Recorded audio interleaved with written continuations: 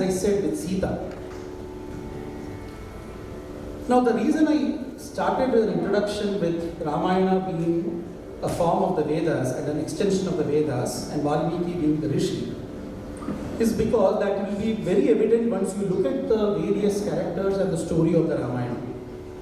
He started with Seeta. Seeta is actually a Vedic Devata. In the Rig Veda, you have Seeta as a Devata. Seeta is the Devata of the fertile land. So, there is a Sukta called as Krishi Sukta in the Atharva Veda. In the Krishi Sukta, Seeta is venerated, is worshipped, so as that the land become fertile and let it give the right kind of harvest. That is what is being prayed in that Sukta. So Seeta is the Devata of the fertile land, of the agricultural land. She is the Devata. So this is already the part of the Vedas. You have the Atharva Veda saying, Site vandamahe tva arvachi subage bhava yathanas sumano aso yathanas saphala bhavaha. The Rishi of this Sukta is Vishwamitra. Vishwamitra is the Rishi who has this revelation of the Sutta on Seeta.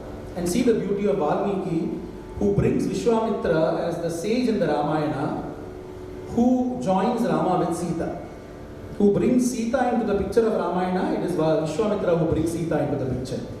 Whereas where he is the Rishi of the Atharva Veda Sukta for Seeta itself, or the Krishi Sukta.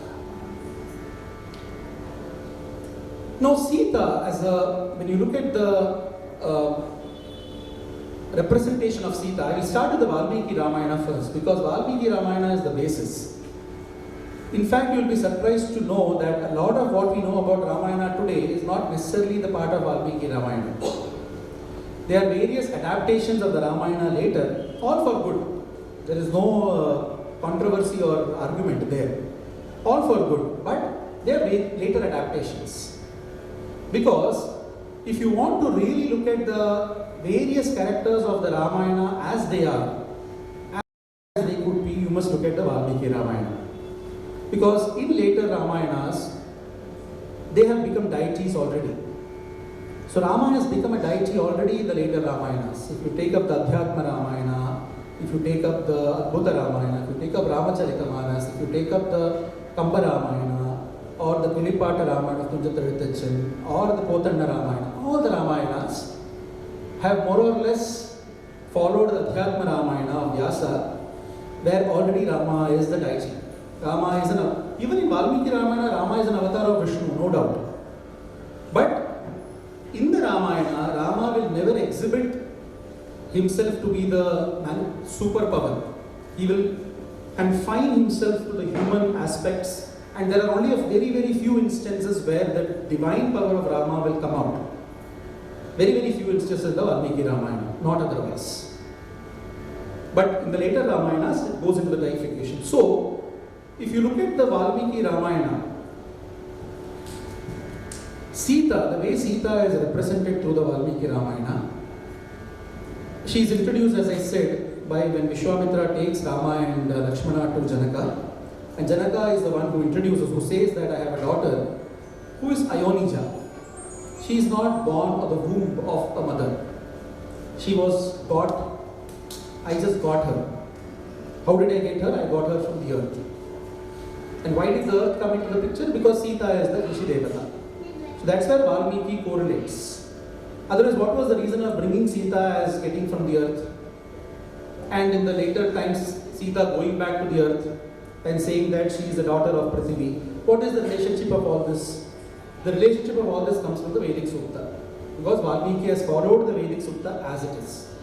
Because it is a Vedic character. But that Devata has been made more alive and lively in the Ramayana through Seeta.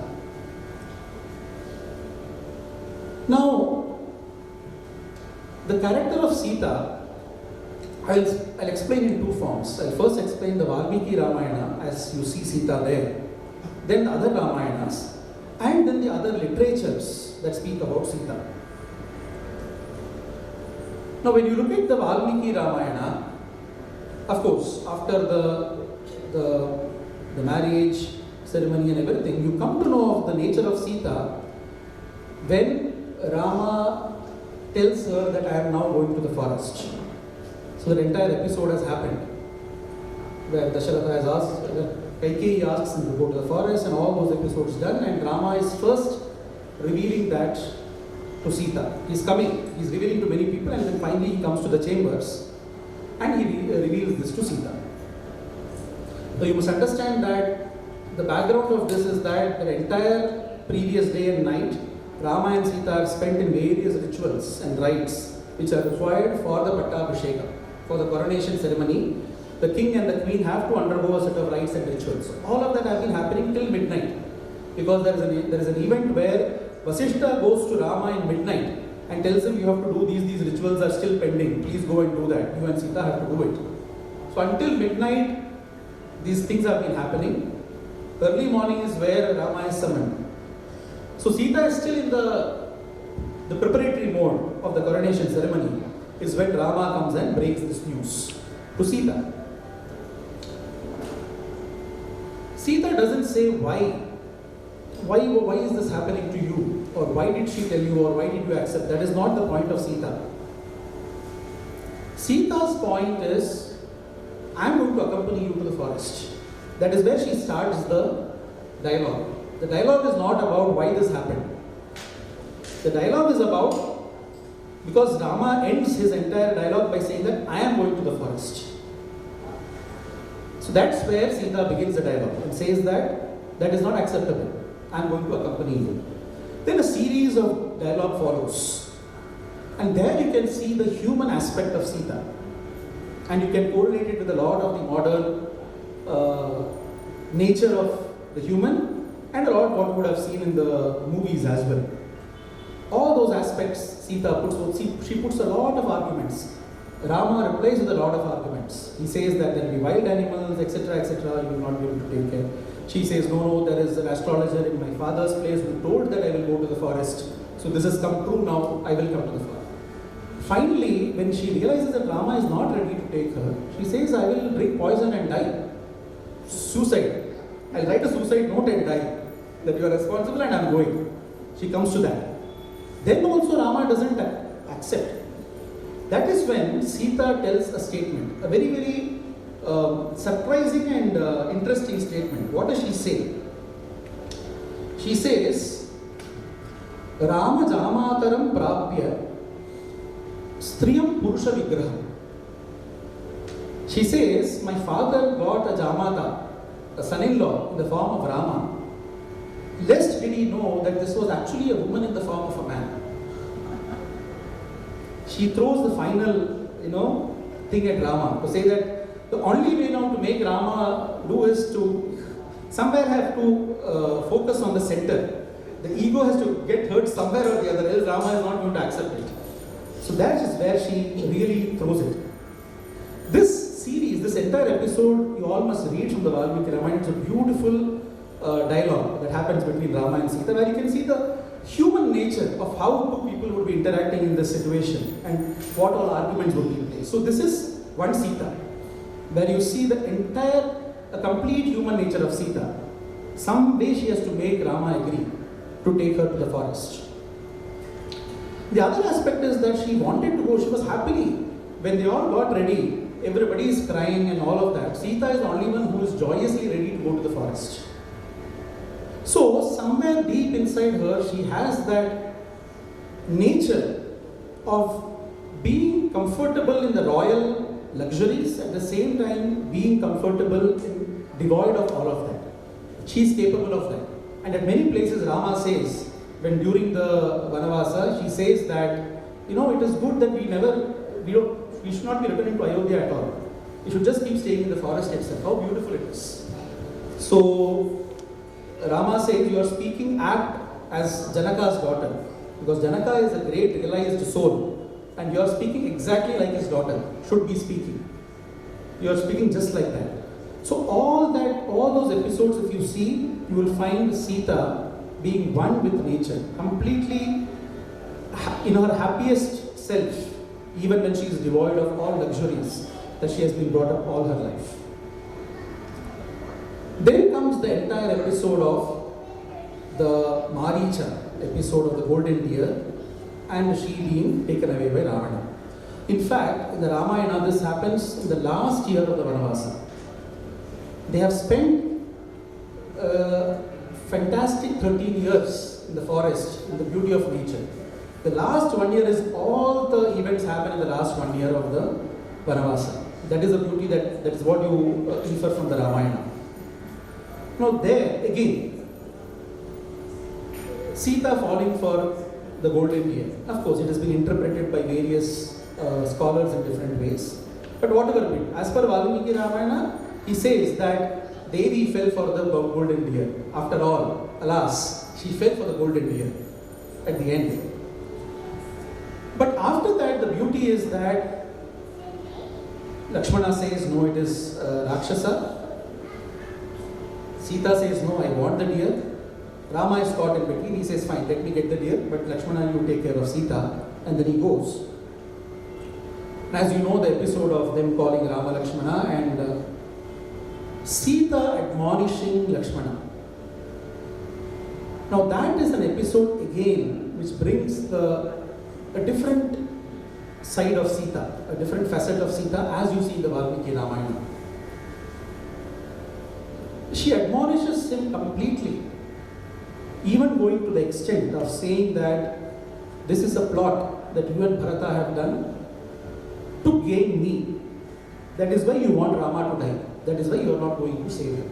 She goes to that extent, knowing very well how Lakshmana behaves with Seeta. For 13 years they have been together. And I'll speak about Lakshmana when I come to Lakshmana, because that's another beautiful personality to speak about. But knowing all that, in that fit of the moment, she utters those words. And if you look at various people who have interpreted the later events of Ramayana, they have said that at some point of time, Seeta somewhere must have had that thought of, why did I say those words? Probably everything has happened because of that unwanted thing that came into my mind. Because it was completely unasked for. It just came out of her for no reason. And then, of course, a series of events followed, and then Ravana taking away Seeta into Lanka. Now there is where a beautiful other facet of Seeta opens up. Because now she is in a completely a mode of penance and tapas, because she is now constantly thinking of Rama. She just wants to come towards Rama. And that is where there is one episode of Ravana coming to, take her, when she says that a durva grass or a darba grass is enough for me to kill you. That is all is needed. It doesn't require Rama to kill you. I can do that. But I do not want to take that credit, because Rama is preparing for me to be rescued and taken away, and this credit should ideally go to him, and that is how it should happen. That is why I am not killing you. But she very well knows that Ravana cannot do any harm to her. That is the confidence with which Seeta is. So that is the facet of Seeta completely different. That comes back to her own self. The confidence and the will and the power that she has, be it of the power of the woman or the power of her own spiritual self. That she has, that she knows that Ravana can do no harm to her. Then, as again the story moves and then Rama rescues Seeta, you have the Agni Pariksha, which is the most debated, discussed, controversial episode of the Ramayana. In that moment, Seeta is like, if this is what Rama is talking about, let me just jump into the fire. I don't care. After all this insult, I don't want to keep that question mark alive. And then she jumps into the fire. She comes back unscathed, which the Ramayana interprets the other aspects. Even the Valmiki Ramayana itself, the Uttarakanda interprets it in a way that it was the Chaya Seeta, or a different Seeta that had entered into Agni and then she was rescued back during the Agni Pariksha. So that's the corollary, or then the further elaboration that is given to that episode. But whatever it be, Seeta comes out victorious of the whole episode. She comes back to Ayodhya.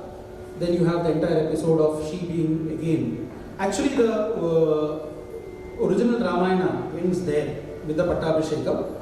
The Uttarakanda is where you have the rest of the story, delving deeper, where then Rama pushes Seeta into the forest. And then at that point she reacts to say that why is this happening, etc. And then she goes to stay with Valmiki's ashrama. She gives birth to Lavakusha, and then finally when again Rama comes to meet Seeta, she says now my duty is over, and then goes back to the earth. So in Valmiki Ramayana, if you see Seeta, her human aspect is so evident in many places where she is a normal woman.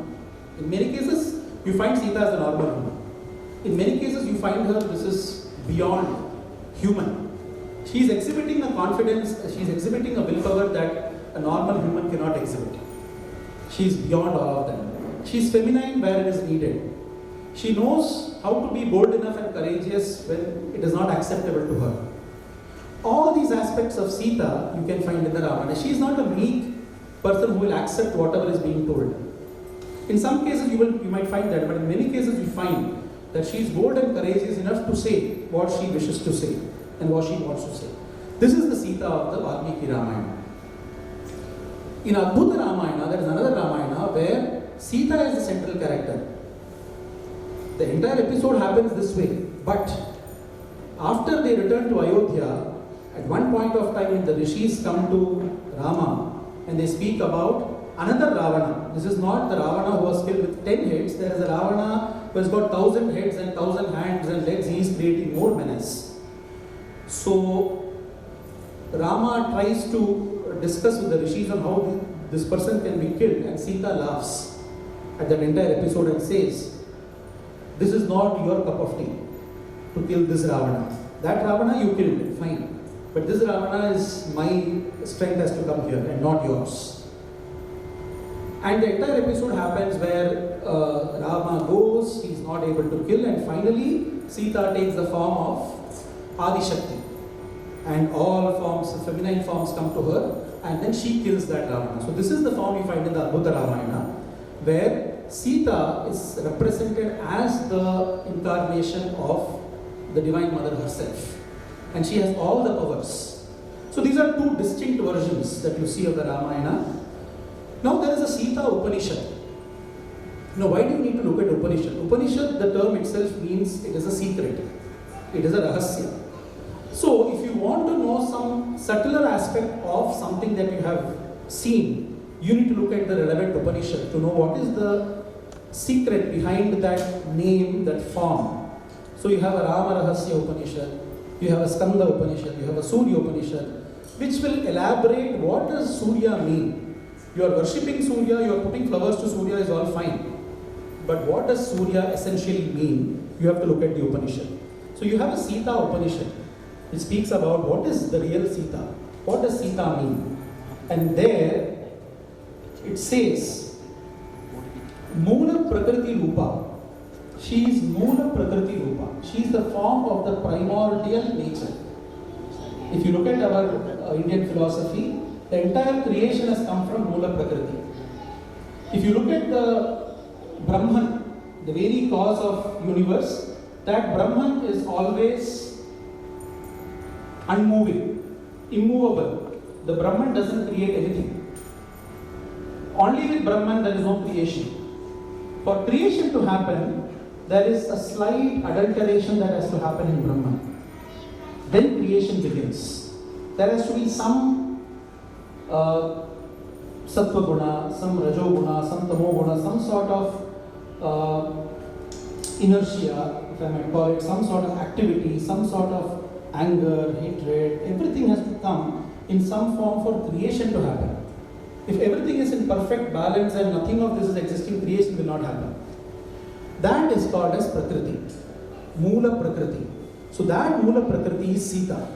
So the Upanishad identifies Seeta with that Moola Prakriti and Rama as the Bija of Brahman itself. So when the entire Ramayana is typically spoken of as Rama as the Paramatma, who is wanting to come together with the Jiva, that is Seeta. So Jiva is the Moola Prakriti, Seeta, and when they are together they are happy. But when the Jiva falls for pleasures beyond Brahman, like the golden deer, the sensual pleasures, the Jiva is taken away by the Asuras. She's taken away by the evil forces and she goes into a place where there is no connection with the Paramatma at all. She doesn't know where the Paramatma is and the Paramatma also doesn't know where the Jivatma is. Rama did not know where Seeta is. Seeta did not know where Rama is. Then you needed a guru to create the connection and show the direction and bring them together, which will be played by Hanuman, which we will speak about later. So the entire Ramayana is generally spoken of as the Paramatma Rama, the Jivatma Seeta being brought together by the guru called Hanuman. That is how generally the imagery of the Ramayana is.